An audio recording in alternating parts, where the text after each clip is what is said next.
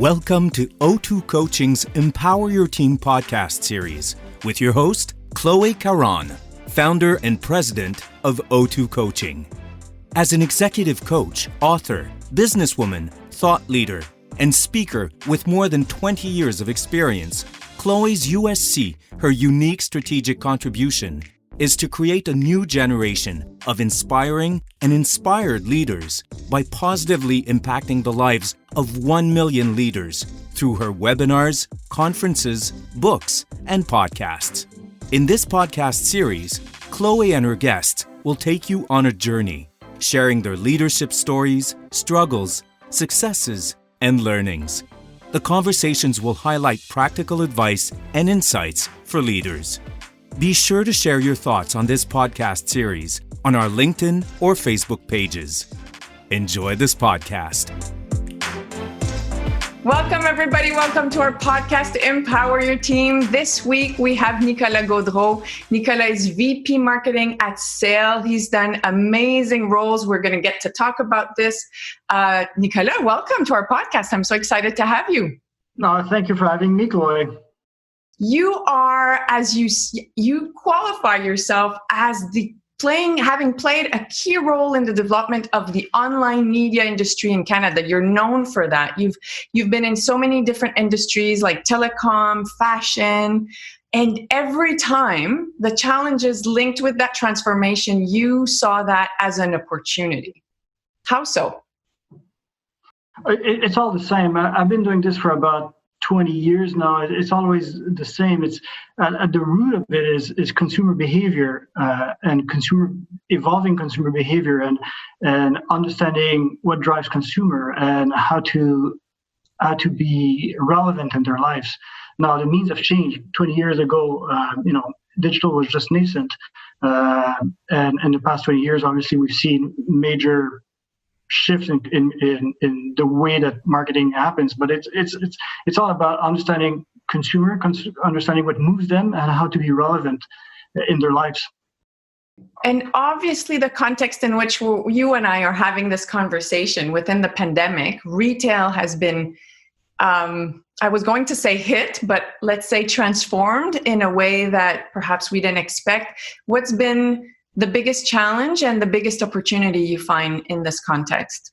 Well, actually, the pandemic offered us a unique opportunity to be even more relevant in their lives. When March 13 hit, millions of consumers suddenly were asking themselves, different questions, and we're living different lives. We're all in, home and worrying for our health and worrying for our jobs. And every company had to rethink what does this mean for them and for us, and how can we touch consumers? How can we be relevant to them? So actually, for Sale, it was a brilliant moment for us to rethink the way we talk to consumers and how to connect with them on a daily basis. So tactically, what it meant is, really understanding how they felt and making sure that we were something positive in their lives.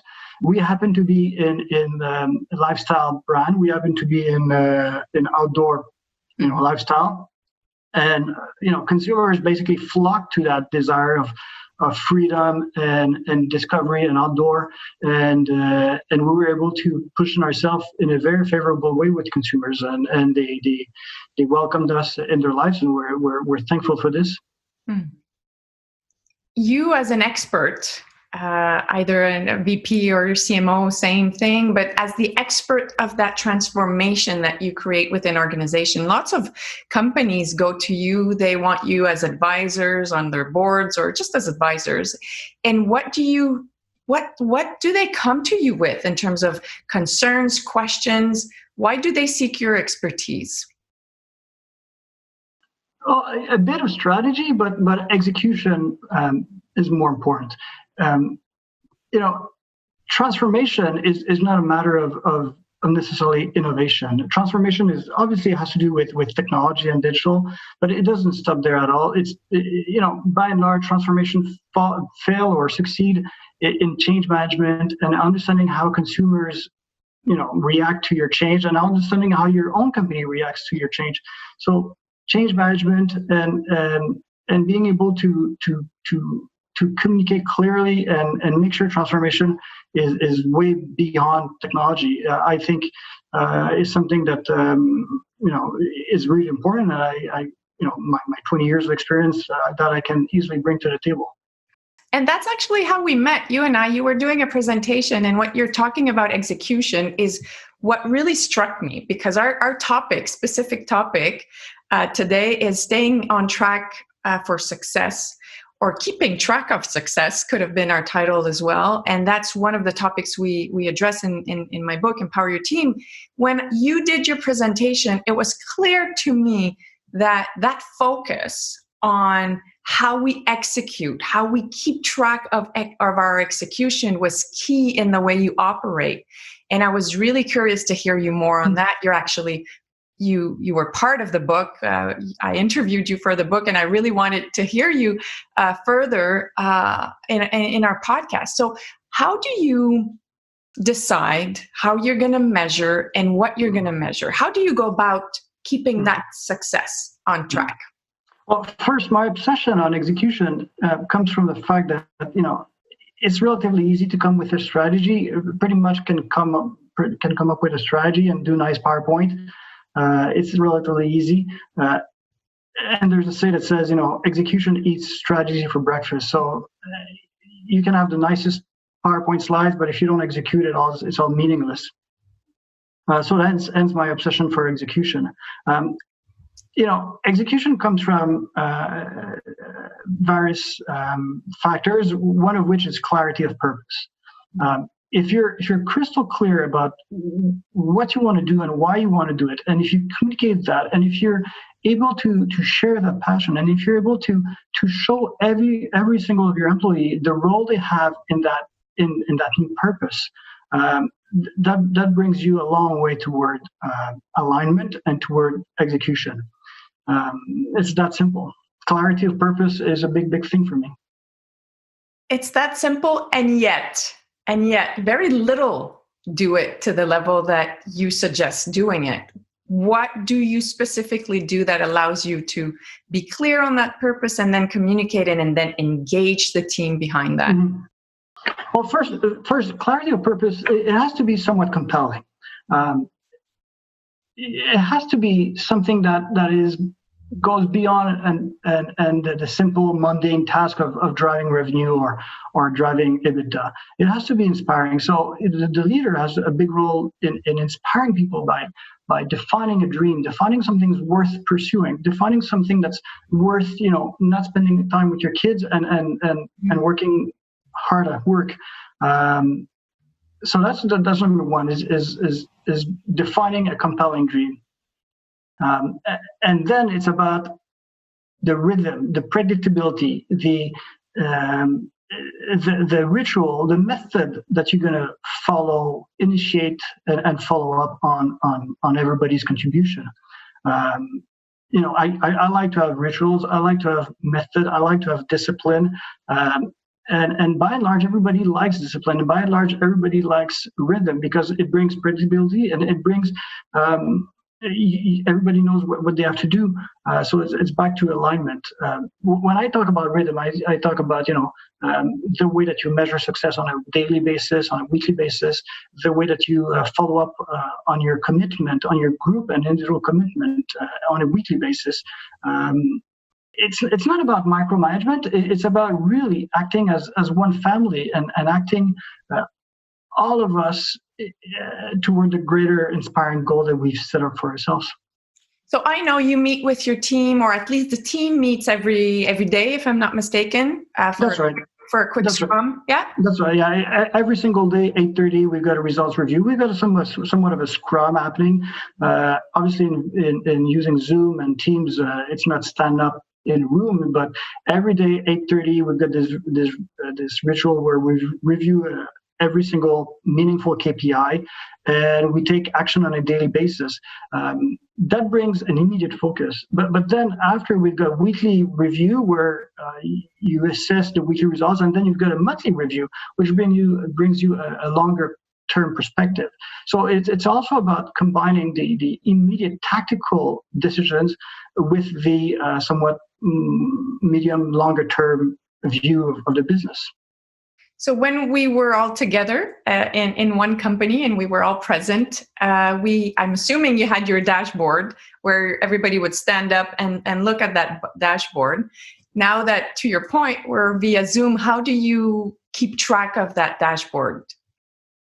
Tactically, it's very simple. It's a shared document that we share on a screen, but everyone talks to the numbers. It's not as if there's someone who reports outside in.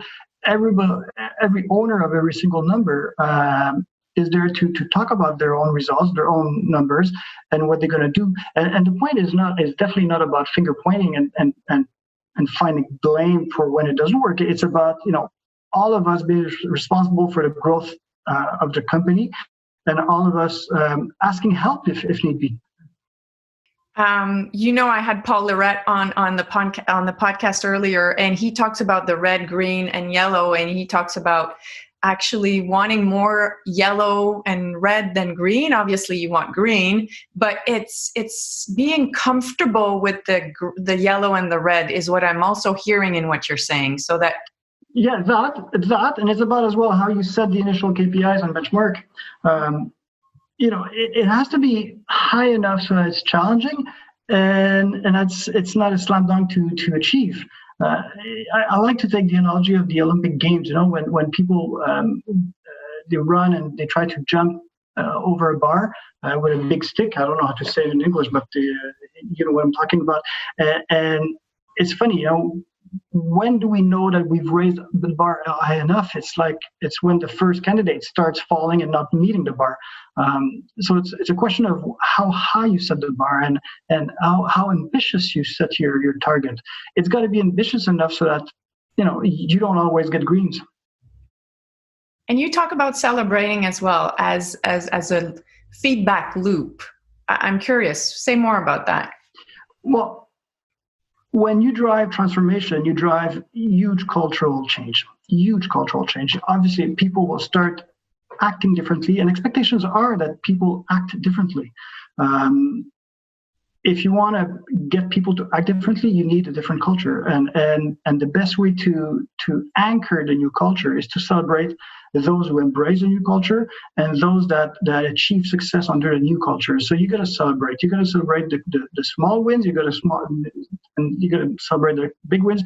But you got to make visible every single success so that people will emulate those who succeed. And if you make visible every single success, people are not dumb and they will basically want to emulate other successes. When you've identified a KPI and there's a sense that perhaps that's not the right KPI to look at. And I know you like leading KPIs rather than lagging KPIs, but when do you decide it's not the right KPI, and when are you okay to say, let's change that, or let's explore furthermore? Mm-hmm. Well, there's two topics here. First, KPIs must be relevant, that if there's a fluctuation in KPI, we actually care. Many will track lots of KPIs, and if they drop by 10, 25%, they won't care and they'll move on. That's not a right KPI. KPI has got to be meaningful.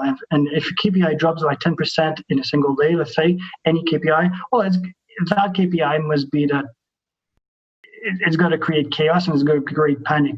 Otherwise, it's not a meaningful KPI. So I'd go for meaningful KPI. Now, in terms of leading to indicators and input and output, outputs are stuff like EBITDA and revenue and other output kind of KPIs. For sure they're important, but it's too late. If you start measuring output, it's too late, and the shift have happened, and you just miss the opportunity. So that's why you're going to focus. Yeah, so the ship up sell. So you're going to focus on the leading indicators. You're going to focus on the stuff that's actually predictor of revenue and not revenue itself. And for that requires usually a huge change in culture in every single company, because companies are driven by EBITDA and revenue and top line and stuff like that. But in in our environment today where things change so quickly, every 6 months you got to reinvent yourself almost. If you don't focus on leading indicators, you're never going to see the change, and you're never going to lead the pattern. So that's why I really focus on leading indicators. And most of the time, these leading indicators have to do with consumer behavior. Back to where I started speech earlier 10 minutes ago, it's all about understanding consumer behavior, and that's what you're going to measure, and you're going to be obsessed with how consumers are reacting and what signals are they giving us. So I like to refer to the Deep Space Nine signals. These faraway signals that are coming to us, and if you don't listen to them, they will. Once they hit us, it's going to be too late. Jeff Bezos from Amazon talks about that obsession towards clients, towards listening to your clients. I'm hearing probably the same type of obsession here with you. How can we really listen? Like, what kind of KPIs would help us listen to our clients and be more in tune with that? Because our success obviously is dependent on our clients. Well, it's all depending on each company and each industry. So it's tough to make generalities out of it. But if the success of a company relies on consumers, having some needs, it starts by understanding their needs as opposed to understanding the solution that they're going to put forward, which is hopefully buy your product. So it's far beyond the simple listening of social media or simple listening on email reaction or stuff like that. It's about understanding what's the deep need of consumers and how are they going about solving that need.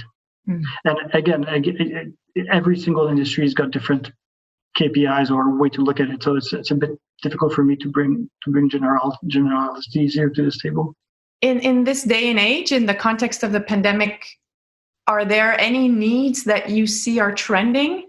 Like, I'm assuming security, safety would be one, but for sure it's big. Yeah. For sure it's big.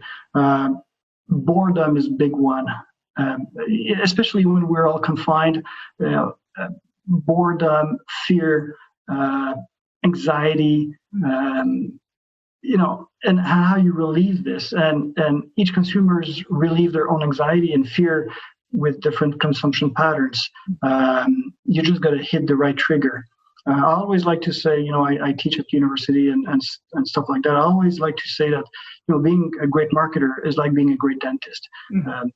And I bring the analogy of when you're sitting on a chair and the dentist is actually drilling your teeth, and you hear, or cleaning your teeth, and you do your ears, and then suddenly it hits a nerve. It hits a nerve, and then you react. You've got this pain, this huge pain, and that's because the dentist actually put his finger or his tool directly on the nerve.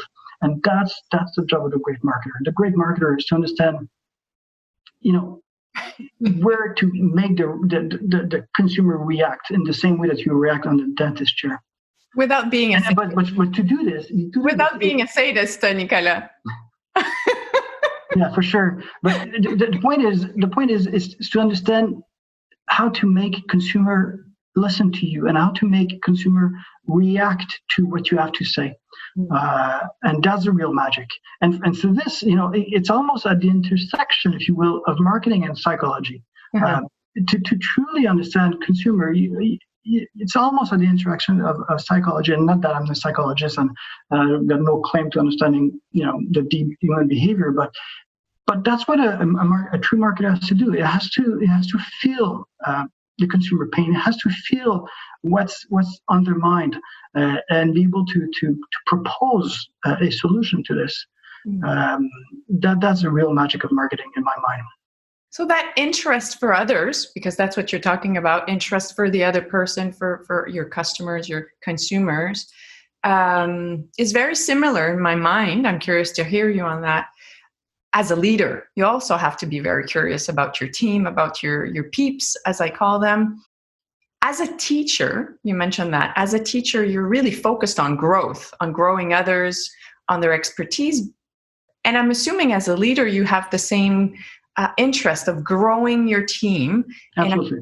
Yeah. How do you go about doing that? Or what's your method? What's your approach? Mm-hmm.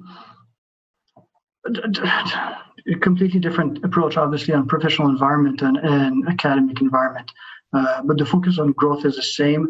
And in my opinion, one of the most important quality that as a marketer you must have, or as a teacher, or as a mere human being, is empathy.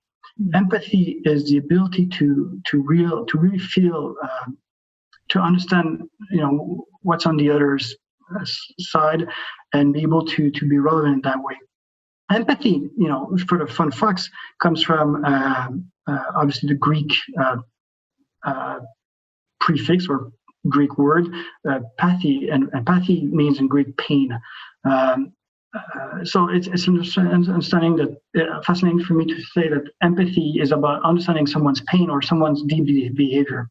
Now, on a professional setting, obviously that's not about being a psychologist. It's about setting inspiring goals, and empowering people to reach for the moon. And I'll tell you something, Chloe, there's little more rewarding in my day-to-day job than actually looking at someone reaching out for that moon, and actually achieving that moon, and being thankful for me and inviting this trip. There's nothing more rewarding. Seeing someone to be proud of achieving their full potential, and knowing that you planted that seed or created that environment for them to achieve that. Yeah. That's right. Yeah. So now to our 1-minute question. I'm curious to hear you on that. Quick questions where, you just answer in a couple of words or sentences. First off, what is your own USC? In my book, I talk a lot about your unique strategic contribution. Where do we make a difference in terms of the highest strategic level? I'm curious to hear you on what's your own USC? Oh, I think I'm in a unique position to build very powerful teams. Every time I've took on challenges, I've proud myself in building absolutely the best team that I could, and that's the basis of any success. Now, with that great team, my ambition is always the same: is not only the growth of the company, but also the transformation of the whole industry, and that's what gives the sense of purpose I'm looking for. You see beyond your company. You always think industry. Yeah. What's your one tip to empowering your team? The one tip to empower your team, I think, is again, clarity of purpose and empowering people to take on their challenges and make their own way. The notion of empowering people is very important. I've talked about the daily routine of KPIs. And I've talked about, this is not about micromanagement, and actually it isn't. When you empower people, and when people are proud and they take on themselves what needs to get done, that's where empowering happens. There's a great leadership quote, not that I like military leadership quote, but I like as an hour before D-Day, before launching hundreds of thousands of young men to their death on the beaches. And there's this quote, at least he's repeated to say that leadership is about getting others to do what needs to get done at their own will. You can see the context of the beaches, obviously, but nonetheless, I think the leadership is getting to get people to do what needs to get done at their own will. Is very relevant in today's environment where people, they don't need hand-holding. They don't need, they're very capable individuals, or otherwise they wouldn't be in your team. But they need to be empowered to do whatever needs to get done.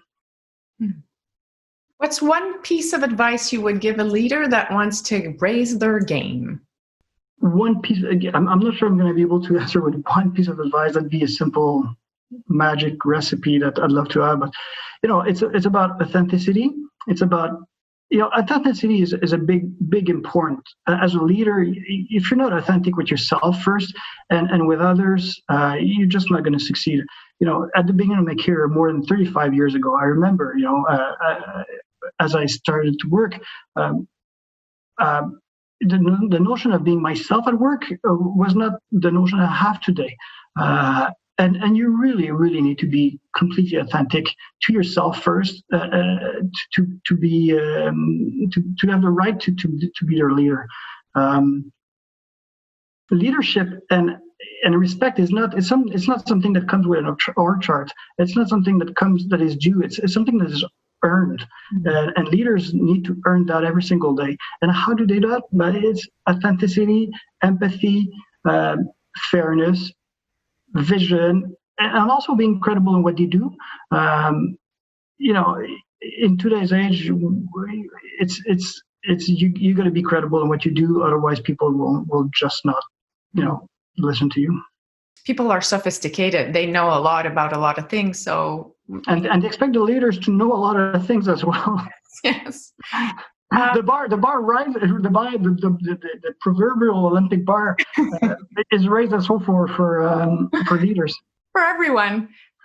You mentioned already a lot of the words. I assume you would say to summarize leadership. You mentioned about empathy, about being fair.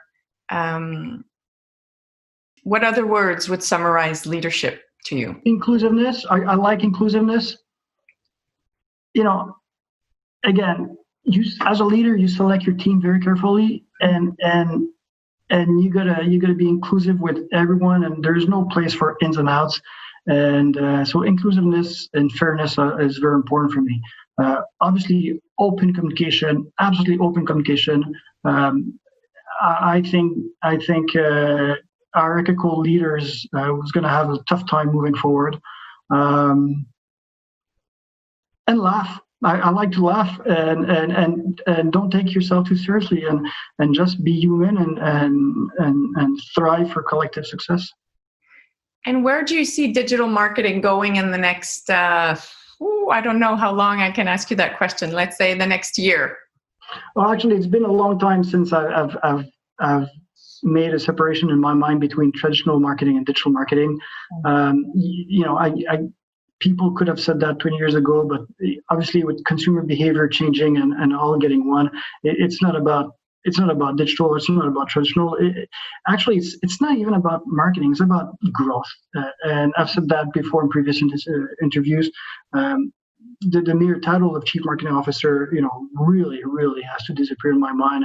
And I see myself as a chief growth officer, and our role as chief marketing officer is to drive growth. And at the root of it, again, is understanding consumer behavior, understanding what's on their mind, and understanding how your product and services can be a relief or something relevant in their lives. Nicolas, I want to say thank you so much for your time, your expertise, your wit. I love it. I am sure our audience has taken lots of notes, and I look forward to speaking with you again. Oh, thank you for having me, Chloe. Thank you. Bye.